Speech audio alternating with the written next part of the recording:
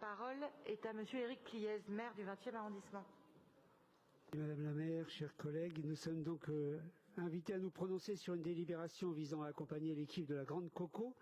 Alors pour rassurer les inquiets, Coco, ça veut dire ici co-élaboration, co-construction. Dans le développement du projet COPEC, lauréat de l'appel à projet Inventons la métropole du Grand Paris au 29 rue du Soleil dans le 20e. Je voudrais d'abord revenir sur l'initiative qui est portée par ce groupe. C'est un projet qui nous tient à cœur et que j'ai le plaisir à présenter et à défendre aujourd'hui, tant il concentre des qualités et de l'ambition, celles que nous souhaitons tous et toutes voir fleurir dans nos arrondissements. Il s'inscrit dans une parcelle que la ville de Paris possède au 29 rue du Soleil, un ensemble immobilier remarquable en briques, typique de l'architecture industrielle du début du XXe siècle et qui accueillait autrefois une usine de fleurs en tissu à destination des grandes maisons de couture. Il reste d'ailleurs un certain nombre de ces créations dans les greniers du bâtiment. Aujourd'hui, dans un état de relatif délabrement, je me réjouis que cet immeuble puisse connaître une nouvelle vie et contribuer à la mise en valeur d'un patrimoine architectural, industriel et de faubourg, si longtemps méprisé, mais dont les habitants du 20e et nous-mêmes sommes particulièrement fiers. La ville de Paris a signé avec les porteurs du projet un bail à construction de 45 ans. La ville reste donc propriétaire de cet ensemble immobilier. En ce qui concerne la programmation prévue dans ce lieu, elle est exemplaire et originale, innovante. Le projet de la Grande Coco est orienté vers le secteur de l'économie sociale et solidaire.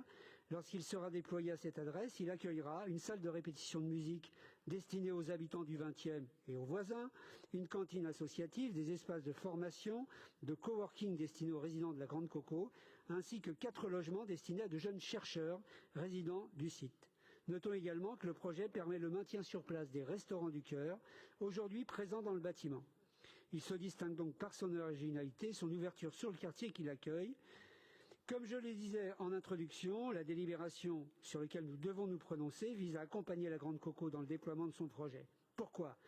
Depuis le vote au Conseil de Paris de juillet 2018 d'une délibération approuvant notamment la désignation du projet lauréat, l'octroi d'une aide en nature et l'estimation du loyer, le lauréat s'est distingué par son parfait respect des règles conclues avec la ville. Les travaux prévus ont été réalisés, la cohabitation avec les Restos du Cœur s'est déroulée dans les meilleures conditions et la majeure partie des conditions suspensives portées à la promesse ont été levées. Ce travail a été mené par le lauréat dans un contexte particulièrement difficile et que nous connaissons tous, celui de la crise sanitaire. C'est à saluer. Malgré tout, le contexte sanitaire a eu un impact sur le projet, comme de nombreux acteurs économiques et associatifs.